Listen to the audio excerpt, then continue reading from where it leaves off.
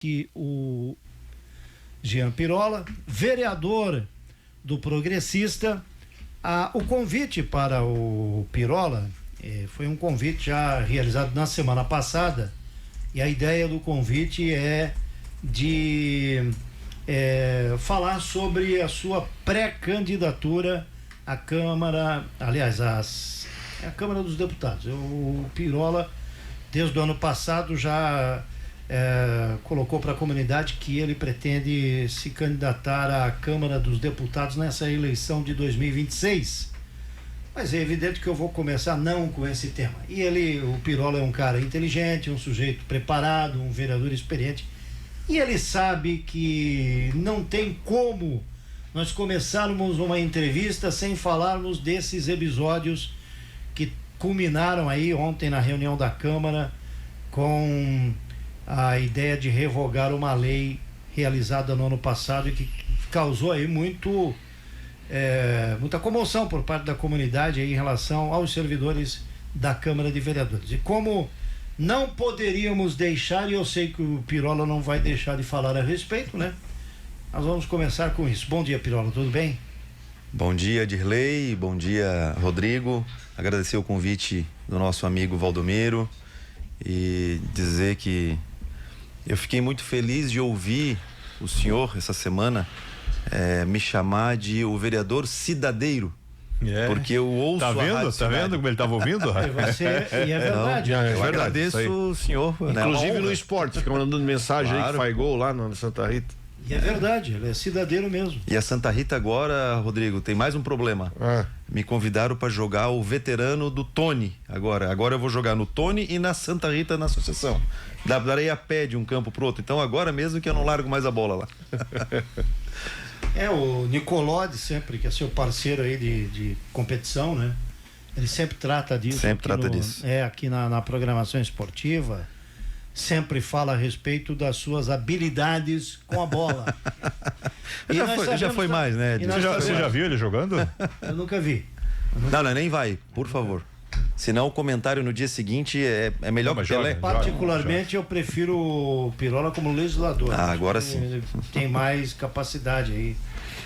O esporte é mais um lazer, né, Pirola? Com certeza. Então, Dirley, abrindo os trabalhos, quero agradecer o convite. Claro que nós viemos para falar de um assunto e vamos falar todos os assuntos necessários, né? Consequentemente, a pauta foi a criação, a possibilidade de super salários. Essa era a pauta que estava, né, que está ainda na nossa sociedade. Na verdade, o que houve foi, no final do ano, né, fizeram um projeto a toque de caixa e tínhamos a informação interna que tinha que ser votado ainda naquele ano sobre a premissa de não dar tempo para que a classe dos funcionários efetivos da Câmara pudesse ter uma diminuição nas perdas. Então foi feito um projeto de lei bem simples, onde ele falava em 2 artigos, modificava algumas situações do plano de cargos e salários dos funcionários efetivos. Nada com vereadores, nada com comissionados, apenas efetivos. E passou, né, por todos os vereadores a palavra anuênio. Esse foi o grande X da questão, porque ele passou de triênio, como era a prefeitura, como é a prefeitura hoje, 6% a cada 3 anos, para anuênio de 6% na Câmara. E claro que houve uma progressão na tabela, né, mais 4 casas, onde poderia sim, no final da carreira, chegar a salários de 35 até 40 mil reais. Fatos esses que nós somos completamente contra lá na Câmara, sempre fomos contra. E essa dita tabela que depois se tornou pública, os vereadores acabaram não vendo, porque a própria lei, o próprio texto da lei não falava nada de tabela, sabe? E como nós confiamos muito, né, na mesa diretora, e a mesa diretora confia também naqueles que estão ao seu redor, nós acabamos aprovando o projeto, foi para a prefeitura, né? A procuradoria também não se ateve a essa tabela, também não viu essa tabela, e acabou causando todo esse transtorno. deixar bem claro, Dirley, nós ouvimos de algumas pessoas, a pressão popular é que chegou, que os vereadores acabaram aceitando e para fazer uma modificação, ou seja, extinguir essa lei que foi criada. Nós estamos há pelo menos uns 20 dias cobrando da mesa diretora que tomasse uma atitude, no mínimo, né? Sei que a Procuradoria conversou, o sindicato conversou, IBPREV conversou, né? Nós, vereadores, conversamos, solicitamos, pedimos. Não, mas vamos conversar, não adianta conversar, tem coisas que não adianta conversar. Porque quem seria beneficiado hoje ainda está brabo com os vereadores, sabe? Tu não vai ver um que estava sendo beneficiado vir defender os vereadores. Não, realmente não era bem isso. Por que não discutiram esse projeto a fundo, como é feito a database pelo sindicato? Porque eles nunca vão no sindicato. Eles não conversam com o sindicato, para o sindicato fazer essa conversa com o presidente da Câmara.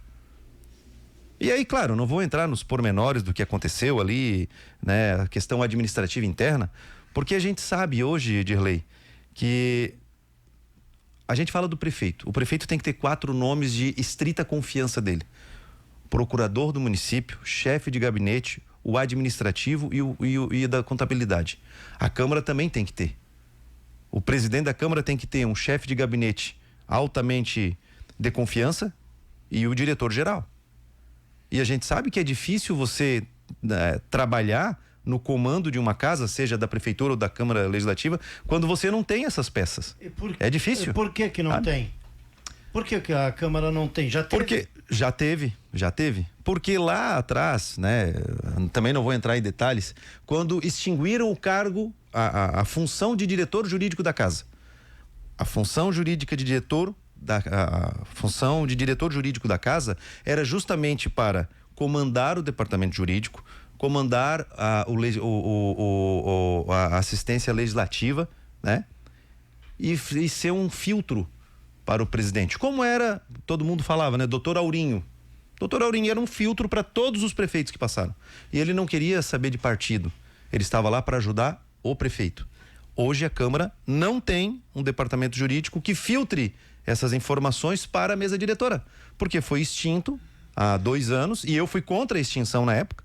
Me manifestei, votei contra a extinção daquele cargo e cobramos muito da atual mesa diretora que recriasse esse cargo. Inclusive foi pautado. Porém, modificar o projeto de lei, e aí eu não sei quem modificou, mas modificaram lá internamente, onde o diretor jurídico serviria cafezinho para o presidente, porque não podia fazer um relatório, não teria o comando do setor jurídico da casa, ou seja, era a criação de mais um cargo. E aí eu falei na tribuna, se for dessa forma, eu mesmo que estou cobrando que se tenha pelo menos um jurídico na casa, vou votar contra. Porque a função do diretor jurídico, e aí eu posso até citar nomes, o que a doutora Fabiana fez durante 6 anos, talvez, eu não sei quantos anos ela ficou lá na Câmara, para todos os presidentes que lá passaram, foi justamente isso. O filtro jurídico dos projetos, e chegava para o presidente e dizia, presidente, esse projeto trata disso. Vocês têm uma escolha, se vocês votarem assim, pode acontecer isso. Se vocês votarem assim, pode acontecer isso. Esse filtro não tem mais hoje de lei. E isso nós, vereadores, sentimos muito a falta de um diretor jurídico extra que não seja efetivo da Câmara e que seja de estrita confiança da mesa diretora e, consequentemente, de todos os vereadores. Então significa que quem está lá não é da confiança? Então? Não, é de confiança, longe de dizer isso, né? Mas eu digo que em alguns casos, em algumas situações como essa, não vai chegar para o presidente a dizer, olha, presidente, vai aumentar o nosso salário. Não vai. E foi isso que aconteceu. Mas o Pirola por que não discutiram? Por comissões, Pirola. Passou por comissões. Passou por Sim. comissões. Isso aí não é possível que nesse caminho não tenham identificado esse problema. É verdade. É possível que nesse caminho... Porque ontem o Jean Dalmolin disse aqui que se observou uma insegurança jurídica. Ele usou essa expressão. Ora, desse espaço de tempo que você disse, você acabou de dizer há pouco aqui, que há 20 dias, antes de estourar toda essa situação, há 20 dias vocês estão solicitando uma revisão. Não é nem solicitando, é cobrando uma revisão nesse projeto, nesse caminho de dezembro, do dia 11 de dezembro até a semana passada, aliás, até o início dessa semana, quando tudo estourou aí, ninguém verificou exatamente assim, olha, isso aí tá desproporcional, porque é isso que eu tô entendendo, né? Foi verificado, Dirley, como eu acabei de dizer. Tudo começou, na verdade, quando voltou em 2026 o IBPREV. Essa é a informação que nós tivemos. No primeiro dia teve funcionário que já é aposentado que foi no IBPREV querer, olha, a lei está aqui, mudou a nossa tabela, nós queremos progredir na tabela. E aí o IBPREV entrou em contato com a Procuradoria do município, não sei, dia 8, dia 9 de janeiro, cobrando esse projeto de lei, porque eles não sabiam da tabela progressiva nova, né? Que infelizmente passou pelas comissões, e faço meia-culpa, porque eu também faço parte de uma comissão da Constituição e Legislação, mas esse projeto de lei, ele era em comissões em conjunto, e quem presidiu essa comissão foi o vereador Simas, que naquele dia de votação nem participou da sessão. Então, e a comissão vai direto pro presidente da comissão, ele mesmo faz o relatório, os outros membros aceitam ou não aceitam, foi aceito de forma, né, unânime, e que passasse daquela forma. Então lá, vamos botar ali dia 10 de janeiro, chegou ao conhecimento da Procuradoria essa situação, eles foram verificar o que tinha acontecido, porque também passou desapercebido pela Procuradoria do município a nova tabela progressiva. O que mudou foi a tabela de progressão, o valor final. Os salários, nada, não mudou um centavo. O que mudaria lá no final de carreira. E aí começaram a chamar atenção, IBPREV, sindicato, e eles começaram a se movimentar. Imagina, Dirley, como seria a negociação agora do sindicato com o prefeito se realmente esse projeto de lei tivesse continuidade e nós vereadores, não tivéssemos dado um passo atrás, né? E protocolado a revogação da lei. O prefeito não ia conseguir negociar. Se ele dá a metade, eu não estou nem falando o total que foi dado ali, 6% de anuênio para todos os funcionários em progressão, tá? Estamos falando aí em 25% em 3 anos, vamos colocar. Se ele der a metade disso, quebra a prefeitura, sabe? E foi onde tudo começou. 2 semanas atrás, na quinta-feira da semana retrasada, foi feita uma reunião com o presidente, foi pedido para o presidente para fazer isso. Na terça-feira da semana passada, nós fizemos uma reunião com os vereadores lá na prefeitura, como a gente faz toda semana, e foi cobrado incisivamente, olha, vamos revogar essa lei, porque todos nós estamos nos sentindo enganados. Essa é a palavra, estamos nos sentindo enganados. Foi essa a palavra de todos os vereadores que participaram da reunião. Por quê? Porque não foi discutido abertamente o real finalidade daquele projeto de 2 linhas. Mas não foi. Todos não se foi. sentem enganados. Isso é grave, vereador. Não, é grave. É grave. Isso é muito grave. Se o Legislativo de Brusque, seus vereadores, o senhor chega aqui e diz que está se sentindo enganado, é gravíssimo não confiar em quem está atrás ou trabalha para si próprio. Não é todos, né, Dirley? A gente não pode também, como colocaram todos os vereadores numa vala comum, eu jamais vou fazer isso. Tem fatos e fatos dentro da Câmara, né? A gente sabe que tem funcionários lá que o aumento seria 20, 30 reais, mas tem outros funcionários que o valor vai ser bem maior se ficasse da forma como estava. E aí nós cobramos na terça-feira, vamos fazer. Não, vamos conversar mais uma vez. Eu fui contra, eu não quero mais conversar. Ou vamos fazer isso aqui, ou terça-feira nós vamos protocolar um projeto extra, que não vai ser pela mesa diretora, e que nós já estávamos em 9 vereadores para assinar esse pedido de revogação da lei, justamente por esse sentimento que todos estavam. É sentimento, né? Se foi enganado, mas é sentimento. E esse sentimento foi trazido por todos. Se você conversar com qualquer vereador, todos vão falar a mesma coisa. Nos sentimos dessa forma. Esse é o nosso sentimento. Daí o motivo que nós fizemos, cobramos a mesa diretora, então a mesa diretora tomou essa atitude na terça-feira, que era para ter sido tomado semana passada, e nada disso tinha acontecido. Nós íamos dar explicação? Íamos, tranquilamente, e esse é um dever de cada vereador. dar as suas explicações, né? Trazer as suas explicações. Mas não seria hoje, que foi o que nós cobramos do presidente, da seguinte forma: só fizeram porque teve pressão. Essa é a frase que está aí hoje no radar. Não, nós íamos fazer. De qualquer forma, nós íamos fazer. Porém, a forma como foi feito, demoraram para fazer.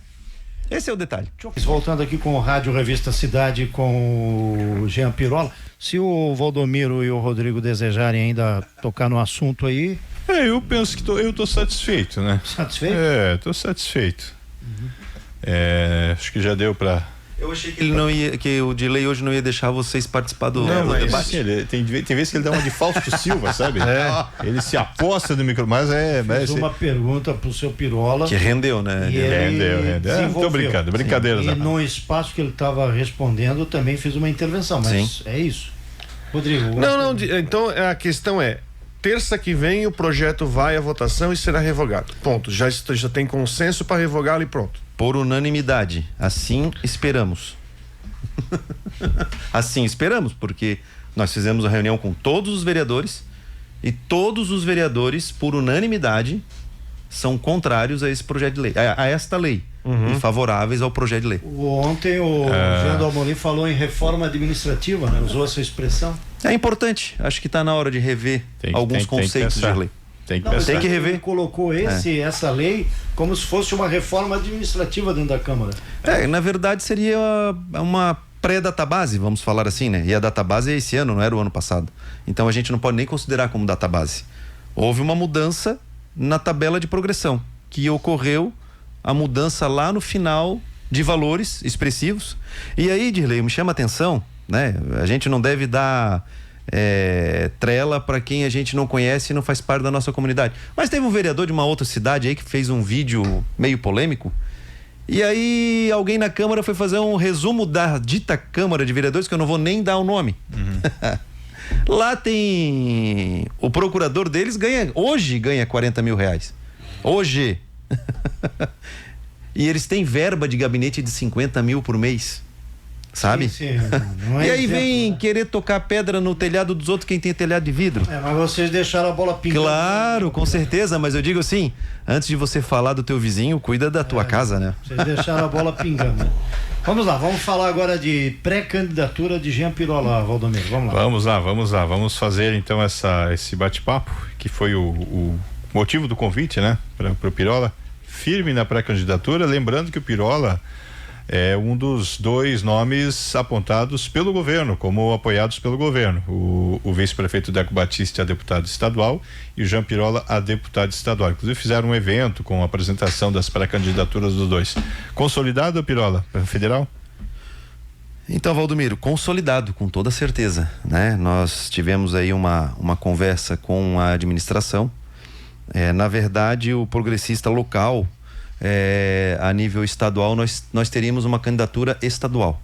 Essa era a conversa no final do ano passado, e a União Progressista, que é PP mais União Brasil, definiram que Brusque seria um deputado estadual.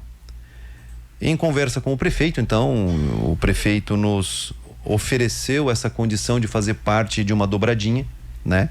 E que o progressista indicasse o deputado federal na chapa, junto com o pré-candidato que seria do PL, porque o governador também solicitou aqui em Brusque que tivesse um pré-candidato estadual do PL, e eu acho mais que justo, né?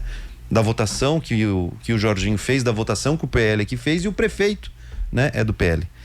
Então, em conversação, eles apresentaram o nome do Deco como sendo pré-candidato a deputado estadual e pediram que a gente pudesse fazer a dobradinha justamente para agregar, né?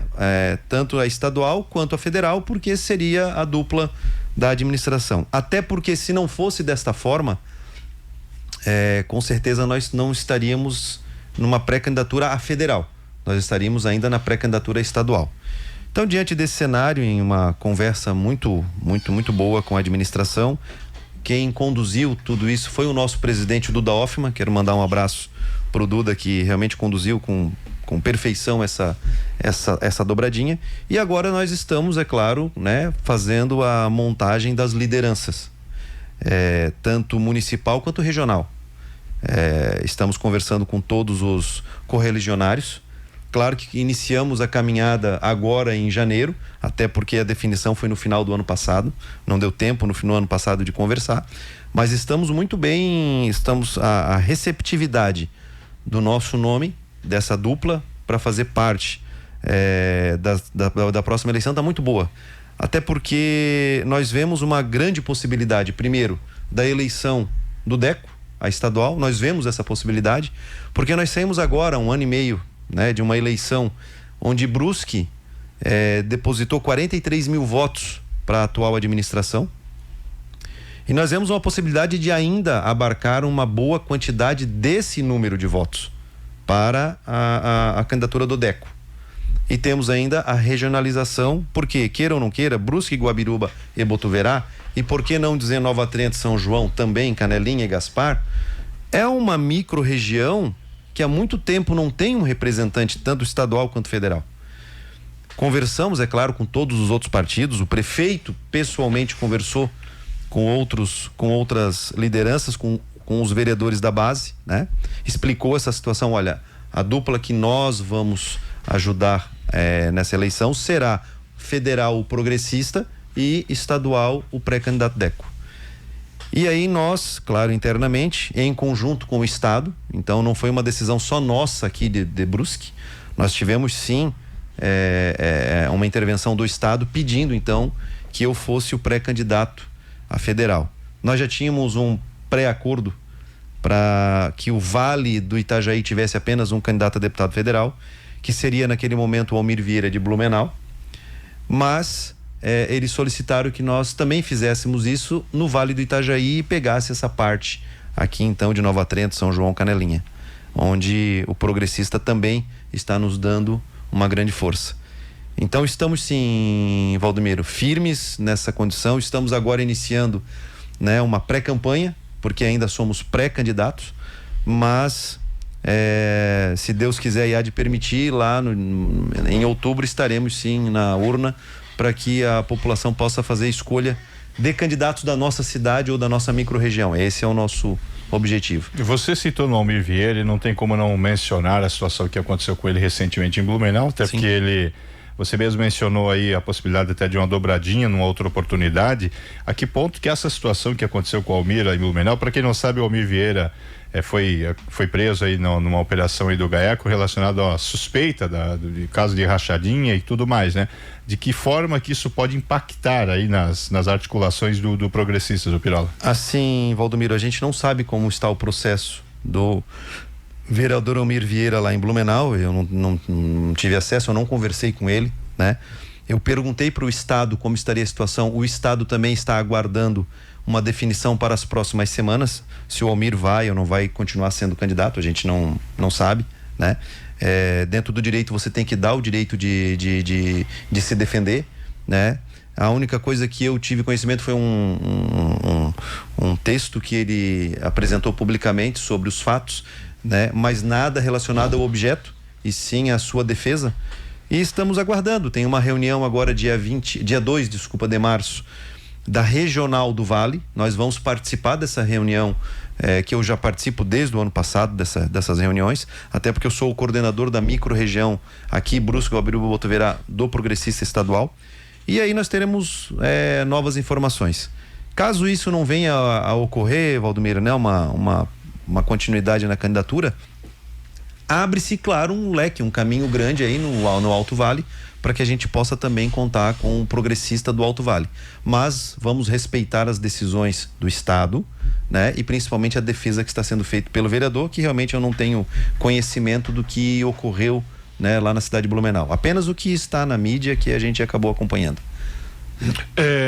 Jean, quanto à questão desse cenário eleitoral, até porque também o próprio cenário do Estado também definido, até porque se você vê, por exemplo, progressista, Espiridião a mim, todo esse bolo, como é que você vê enquanto do progressista todo esse bolo aí envolvendo até a eleição do Senado, que no final das contas interfere na questão do apoio à reeleição do governador Jorginho Melo, e que dependendo do que acontecer pode respingar na tua candidatura também nos apoios?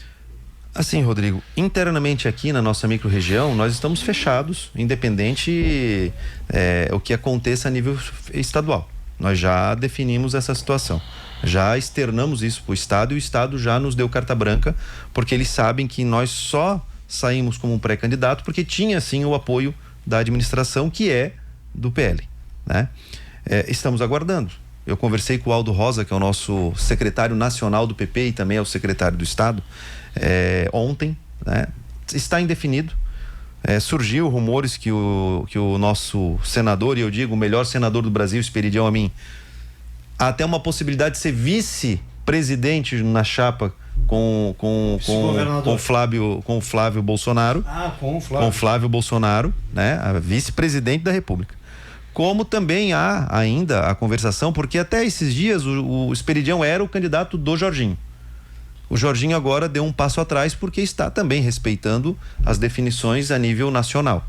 Nós temos hoje, queira ou não queira, um nome muito forte, que é Carolina Detoni, que faz um excelente trabalho como deputado federal em Brasília. Temos sim, né, o nome do Carlos Bolsonaro, que é uma indicação do PL nacional, e temos Esperidião Amin como sendo o melhor senador do Brasil. Então, queira ou não queira, a chapa que o Jorginho está montando, ele tem 3 nomes que infelizmente vai ter apenas 2 que estarão na disputa, porque ele não vai abrir 3 senadores.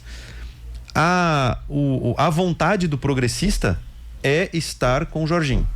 Essa é a vontade da executiva estadual do progressista. Se é a mesma vontade dos atuais deputados, eu não sei.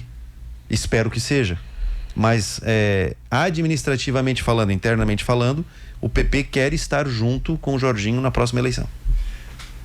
Se não acontecer isso, como é que muda o cenário aqui junto à atual administração? Sei que você está muito bem relacionado aqui com o atual prefeito e o grupo da prefeitura, né? Eu ainda penso particularmente que isso vai se ajeitar, vai ser resolvido, né? Mas não havendo ajuste aí e o PL saia de chapa pura na briga pelo Senado, certamente o Esperidião Amin tomaria outro rumo. E aí tem o João Rodrigues. Enfim, havendo essa alteração, causa dá um bolo aqui na cidade que, vou falar sério, né? Eu não preciso nem contar como é que ia ficar isso, até porque o PSD vai ter um candidato a deputado federal aqui na cidade, né? Que a princípio deve ser o João Martins. Como é que ficaria isso na tua leitura? Você acha que não vai acontecer? Na nossa visão, não vai acontecer. Nós acreditamos que o progressista estará na chapa do Jorginho, porque o Jorginho precisa também do tempo de TV e rádio do progressista, que hoje é o segundo maior, né? Se isso acontecer, nós temos carta branca da executiva estadual do progressista de continuar fazendo dobradinha com o Deco aqui na nossa cidade. Nós temos carta branca. Porque assim, Dirley, nós fizemos conta. Tu tem que fazer conta na eleição, né? A eleição do Deco, ela tem um caminho menos espinhoso, digamos assim. Precisa de menos votos para poder brigar por uma vaga, e que eu acho que tem total condições de fazer. A nível federal, né, nós temos que estudar as possibilidades. Hoje, a chapa União Progressista, que é PP e União Brasil, 2 vagas nós temos certeza que terá nessa composição. E nós sabemos que tem 2 puxadores de voto, um no PP e um no União Progressista, que é Fábio Chochete, de um lado, deputado federal, e do outro lado, Zé Milton, que é o nosso deputado estadual mais votado e tem condições de fazer muito voto. E a chapa que estamos montando, ela nos traz uma esperança e uma possibilidade de ter uma terceira vaga. De ter uma terceira vaga na sobra da votação. Porque vai ser de 220 mil a 250 mil, esse vai ser o corte para que os partidos façam uma cadeira. Passando de 500 mil votos, você já briga pela terceira vaga, porque você faz 2 direto, briga pela terceira vaga na sobra. E a gente fez um cálculo que a nossa esperança, né? É isso que a gente diz, né? Dos puxadores de voto de chegar aí a 220 a 240 mil votos, os 2 juntos, já fazer uma cadeira, A somatória dos outros 15 deputados, fazendo uma média de 20 mil votos por deputado, e não é difícil de fazer isso, pelo que a gente está vendo, né? Teria uma terceira vaga. E a terceira vaga nesse cenário poderia ser com 35, 40 mil votos, talvez. E por que nós não podemos fazer isso na nossa microrregião, onde nós vamos ter em outubro mais de 130 mil eleitores, apenas Brusque, Guabiru, Botuverá, sem contar Nova Trento, São João, Canelinha, Gaspar. Então abre um leque muito grande. Uma parte de Itajaí, porque Itajaí está aqui dentro de Brusque. Então nós estamos falando aí de praticamente quase 200 mil eleitores nessa microrregião. Por que não pode se fazer 20% dos votos nessa microrregião para brigar por uma vaga? Então essa é a nossa conta, a nossa esperança. Se nós já fizemos 43 mil votos para a atual administração apenas em Brusque, é óbvio que a eleição de deputado é diferente de uma votação de prefeito. Mas por que essas pessoas que acreditaram na atual administração não podem acreditar novamente e depositar o voto de confiança na dupla que a administração está aqui apoiando? Se isso acontecer, nós teremos sim um deputado estadual e possivelmente podemos também ter um deputado federal lá em Brasília. E aí tem o cenário nacional também, né? Claro. O cenário nacional tá aí com uma... Cara, agora essa história do Ciro Nogueira de acertar com o Luiz Inácio Lula da Silva para garantir a chapa dele ao Senado no Piauí. Cara, é grave isso, assim, do ponto de vista... A gente sabe que cada partido tem a sua característica regional. Não adianta, cada eleição, mesmo que ela seja federativa, mas ela tem o seu particular em cada região. É difícil você querer tentar, por exemplo, não vou citar o PP aqui, não vou citar o progressista, vamos falar que o PSD da Bahia tenha a mesma postura do PSD de São Paulo. É difícil. O PSD de São Paulo vai ficar com o Tarcísio. O PSD da Bahia vai ficar com a reeleição do candidato do PT. Então são características diferentes, né? Que a lei acaba colocando uma necessidade de federações, etc., mas que você às vezes tem que abdicar de uma federação para poder acertar os locais, né? Eu digo assim, Dirley, eu ainda não acredito nessa possibilidade de Ciro Nogueira se aliar a Lula, diante da forma veemente que ele fez oposição até agora no Senado. Eu não acredito nessa situação. Mas, como vocês falaram ontem na rádio, em política até boi voa, né? Então, infelizmente, a gente não pode dizer isso. Boi voa puxando a carroça ainda. Com toda certeza, né? O progressista de Santa Catarina não estará com a esquerda. Não estará. Isso é fato, defendido pelo nosso senador Esperidião Amin, defendido pelo nosso presidente Tchaikovsky e principalmente pelo Aldo Rosa, que também não, né? A gente vem mantendo essas relações. Até porque se tiver essa relação, nós não seremos candidato. Pode ter certeza absoluta. Porque daí todo o trabalho que nós fizemos aqui na nossa cidade estaria em cash diante do que poderia vir de decisão de cima, né? Na atual conjuntura da política brasileira. Nós sempre fomos de direita. E aí, por questões individuais, querer se juntar à esquerda para garantir uma eleição, aí a gente está jogando fora tudo aquilo que a gente defendeu até hoje. Muito bem. Algo mais, senhores? Estou satisfeito. Satisfeito. Ô, Pirola, muito obrigado, viu? Obrigado, Dirley. Obrigado, Valdomiro, Rodrigo e todos os nossos queridos ouvintes cidadeiros de Brusque, que eu tenho certeza que são muitos aqui, e estamos aí à disposição, abertos para qualquer esclarecimento.